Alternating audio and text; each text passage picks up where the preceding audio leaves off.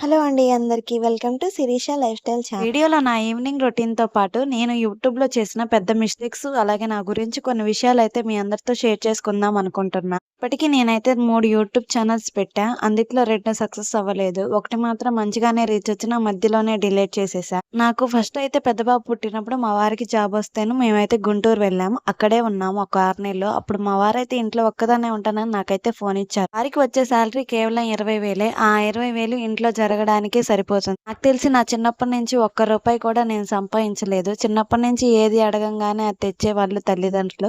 ఒక్కసారి పెళ్ళైన తర్వాతే అర్థమైంది దేని విలువ ఏంటో. వారు కుటుంబ బాధ్యతల కోసం ఎంత కష్టపడుతున్నారో నా కళ్ళతో నేను చూశాను. అలాగైనా మా వారికి తెలియకుండా పార్ట్ టైం వర్క్ చేద్దామని యూట్యూబ్ లో ఎన్నో వీడియోస్ చూశాను. కొన్ని రోజులకి అర్థమైంది అవన్నీ ఫేక్ అనేసి. యూట్యూబ్ లోనే ఒక ఆమె అయితే చెప్పింది యూట్యూబ్ నుంచి ఇలా మనీ సంపాదిస్తున్నానని. చాలా మిడిల్ క్లాస్ ఫ్యామిలీ వాళ్ళైతే ఇప్పుడు కొంచెం పెద్ద యూట్యూబర్స్ అయ్యారనుకో. ఇప్పుడు మా వారికి తెలియకుండా యూట్యూబ్ ఛానల్ అయితే స్టార్ట్ చేశా. అందులో మా పెద్దోడి వీడియోస్ అయితే పెడుతూ వచ్చేదాన్ని.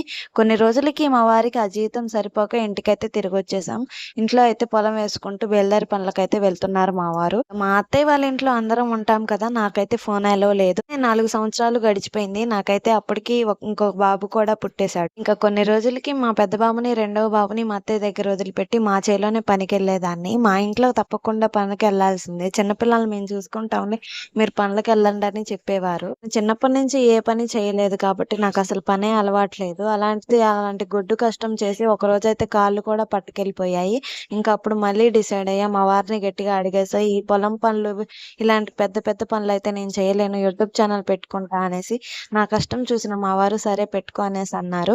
అప్పుడే దేవుడి దయ వల్ల నాకైతే మూడవ బాబు కడుపులో పడ్డాడు. సరే పనికెళ్ళక తప్పలేదు. మా పొలం పనులేలేండి, బయటకైతే వెళ్ళలేదు. మా అత్తయ్య అయితే 3, 4 నెలలు వచ్చిన దాకా అయితే పనికెళ్లాల్సిందే అని చెప్పింది. నేను మా వారు ఇద్దరం చేలోకి వెళ్ళి మందు కొట్టడం, అలాగే మిరపకాయలు కోయడం ఇలాంటి వీడియోస్ తీసి పెట్టేదాన్ని. అది కూడా మంచి రీచ్ వచ్చేది కాదు. ఇది కూడా మంచి రీచ్ రావడం లేదని డిలీట్ చేసేసా. ఇంకా మా అమ్మ వాళ్ళ ఇంటికైతే 5th మంత్ కి అయితే వెళ్ళి ఇప్పుడు ఒక షార్ట్ వీడియో అప్లోడ్ చేసా. అప్పటి నుంచి ఇంకా డైలీ 2 వీడియోస్ అయితే నాకు ఓపుకున్నంత వరకు అప్లోడ్ చేస్తూ వచ్చేదాన్ని. ఇంటి దగ్గర ఉండి 2 పిల్లల్ని చూసుకుంటూ, ఇంట్లో పని మొత్తం చూసుకుంటూ ఎలా వీడియోలు చేసేదాన్నో నాకు మాత్రమే తెలుసు.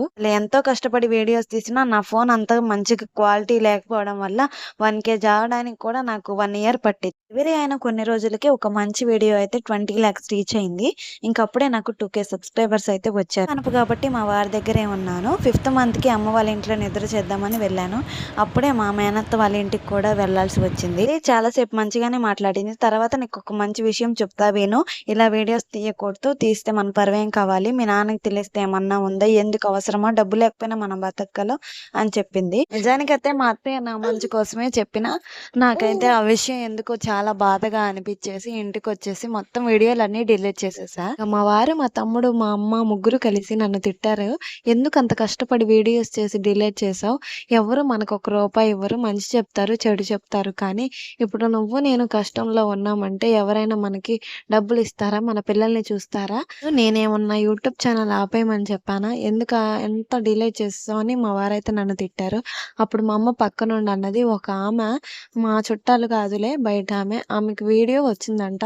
ఆ విషయాన్ని మా చుట్టాలందరికీ చెప్పిందంట. ఇలా వీడియో తీస్తుంది మంచిది కాదు, బ్యాడ్ అయిపోతారు, ఏదో నెగిటివ్గా పోర్ట్రే చేసింది అనమాట. అందుకే అలా మా అత్తయ్య నన్ను ఆవేశంలో నిర్ణయాలు తీసుకోకూడదు, మీరు కూడా యూట్యూబ్ ఛానల్ స్టార్ట్ చేస్తే మధ్యలో అసలు గివ్ అప్ ఇవ్వద్దు, బ్యాడ్ కామెంట్స్ని కానీ ఇలాంటి నెగిటివ్ మాటలను కానీ అసలు మైండ్లో పెట్టుకోకూడదు. దానికి అప్పటి నుంచి ఇప్పటిదాకా గివ్ అప్ ఇవ్వకుండా ఉంటే నేను కూడా మంచిగా సక్సెస్ అయ్యేదాన్నేమో. కొన్ని రోజులకి మా వారు మాలేసుకోవడం, తనకి భిక్ష సర్ది అన్ని ఇంట్లోనే ప్రిపేర్ చేయడం, ఇటు 3 పిల్లల్ని చూసుకోవడం, ఎన్నో కష్టాలు పడ్డా నాకు ఎవ్వరూ హెల్ప్ చేయలేదు. రోజుకి ఇంట్లో ఖర్చులు పెరిగిపోతున్నాయి. ఇప్పుడు 5గురం అయ్యామని నాకు ఎప్పటి నుంచో బాధగా అనిపిస్తుంది. మళ్ళీ ఎలాగైనా యూట్యూబ్ ఛానల్ స్టార్ట్ చేయాలని స్టార్ట్ చేశాను. కానీ అప్పుడు వచ్చినంత మంచి రీచ్ అయితే ఇప్పుడు రావడం అయితే యూట్యూబ్ లో ఇప్పుడు గట్టి పోటీయే ఉంది. అసలు ఎంతమంది యూట్యూబర్స్ ఉన్నారో. ఇలాంటి చిన్న చిన్న యూట్యూబర్స్ ఇంకా మానిటైజేషన్ అవ్వని వాళ్ళకైజేషన్ రూల్స్ అయితే మారిపోతున్నాయి. అది కూడా ఫిబ్రవరి 1 దగ్గర నుంచి అనమాట. వీడియోస్ కి అయితే 4,000 గంటల నుంచి 8,000 గంటలకైతే మారిపోతున్నాయి.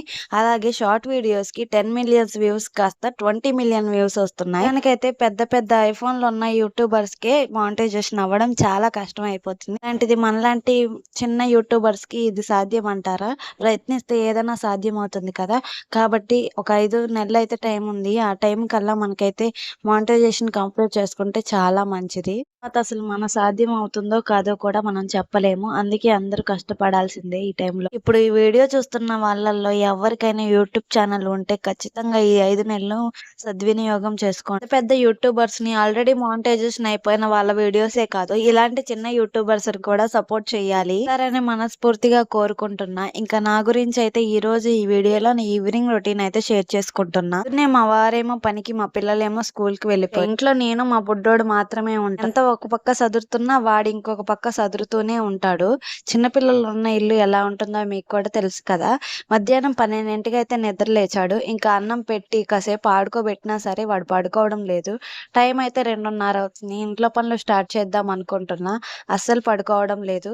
అందుకే నాతో పాటు వాడు కూడా నా ఇంట్లో పనిలో హెల్ప్ చేస్తున్నాడు. అయితే బయట ఆరేసిన బట్టలన్నీ తీసుకొచ్చి ఇంట్లో సదిరేసా. తర్వాత ఇంట్లో నుంచి బయటికి ఊడ్చేసా. ఇంకా టైం 3:30 అవుతుంది. ఈలోపు సాయంత్రం వంట కూడా కంప్లీట్ చేద్దామని ఒక పక్క రైస్ పెట్టి ఇంకొక పక్క అయితే దొండకాయ ఫ్రై అయితే చేసా. మా పిల్లలైతే సాయంత్రం ఇంటికొచ్చిన తర్వాత ఏదో ఒక స్నాక్స్ అడుగు. మంచికి అనుకోవాలో చెడుకు అనుకోవాలో ఇంటి ఎదురుగానే కొట్టుంది. నాకు కావాల్సిన చిన్న చిన్న కిరాణా సరుకులు దొరుకుతాయి. మా పిల్లలకి కావాల్సిన జంక్ ఫుడ్ బోల్డ్ అంత దొరుకుతుంది. ఇది దిగంగానే అమ్మ కొట్టు దగ్గరికి వెళ్ళి కుర్కురే ప్యాకెట్ కొని ఇవ్వవా అని అడుగుతారు. ఒకవేళ నేను కొనివ్వకుండా ఉన్నా వాళ్ళ జేజో, వాళ్ళ తాతయ్యో, నాయనమ్మో ఎవ్వరో ఒకరు కొని పెడతారు మా పిల్లలకి. కోసం ఈ రోజు ఇంట్లోనే గొట్టాలేపా. అవి తిని సైలెంట్ గా ఉంటారంటే ఆహా ఉండరు కదా. పిల్లలు వచ్చిన తర్వాత క్యారేజ్లు అవి ఉంటాయి కాబట్టి ఒకేసారి గిన్నెలు అయితే తోమేసుకున్నా. మా ఇల్లు అయితే చాలా చిన్నది. కొంచెం తడైనా సరే ఇల్లు మొత్తం తడవుతుంది.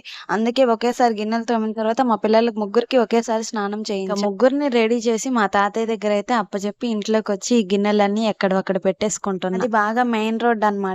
మా ఇంట్లోకి ఎక్కువగా దుమ్ము వస్తూ ఉంటుంది. ఎన్నిసార్లు బండలు తుడిచినా గానీ మళ్ళీ దుమ్ము పడుతూ ఉంటుంది. రేపే అమావాస్య, శ్రావణ మాసం కూడా స్టార్ట్ అయిపోతుంది. అందరూ నీసు తినాలంటే ఇప్పుడే తినేయండి. ఇంకా ఈ దుమ్ము పిల్లలు తిరుగుతా ఉంటారని రోజుకి 2 పూటలు అయితే బండలు తుడుస్తా. నేనంత వరకు పిల్లలు ఇంటికి రాగానే అన్నం తినిపిస్తా. కాకపోతే ఈ రోజు కొంచెం లేట్ అయ్యి బుడ్డోడు చూడండి పెద్ద తినే వాళ్ళలాగా వాళ్ళ అన్నలతో పాటు తక్కువ మంచినీళ్ళు తాగేది ఎక్కువ.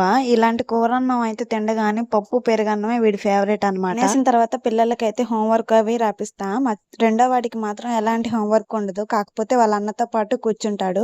మా బుడ్డోడు మాత్రం వాళ్ళ అన్నల్ని ఇద్దరిని డిస్టర్బ్ చేయడానికి పెద్ద మునగాళ్ళలాగా సిద్ధంగా ఉంటాడు. నిన్న మంగళవారం అన్నమాట. నిన్న 2 దాకా నాకు చుక్కలు చూపించాడు మా బుడ్డోడు. ఎంత ఫీడింగ్ చేస్తున్నా అసలు పడుకోలేదు. మళ్ళీ 2కి లేచి మళ్ళీ పెరుగన్నం పెట్టి పడుకోబెట్టా. ఆ పిల్ల ఇప్పటికి 6 సంవత్సరాలు అవుతుంది. తొందరగా పిల్లలు పుట్టడం వల్ల కంటికి నిద్ర ఈ రోజు సరిగ్గా పోయానని కూడా లేదు. ఇంకా మా వారైతే ఇంటికి వచ్చారు. ఇంటికి వచ్చిన తర్వాత కాసేపు అలా బయట తిరిగి వస్తారనమాట. పిల్లలు పడుకున్న తర్వాత ఇంటికి వస్తారు. ఇలాంటి వేషాలు పడుతూ నైట్ అయితే మా బుడ్డోడు 1:30 దాకా అసలు పడుకోలేదు. అప్పటిదాకా ఏడుస్తూనే ఉన్నాడు. మళ్ళీ అన్నం పెట్టి పడుకోబెట్టా. ఎందుకో బాగా ఏడుపు వచ్చేసింది. తల్లి ఎలాంటి సిచ్యువేషన్ ఫేస్ చేసే ఉంటుంది కదా. వీడియో అయితే ఎండ్‌కొచ్చేసింది. ఎలాంటి వీడియోలు కావాలో కామెంట్ చేసేయండి. కుదిరితే లైక్ ఇచ్చి సబ్స్క్రైబ్ చేసుకొని వెళ్ళండి.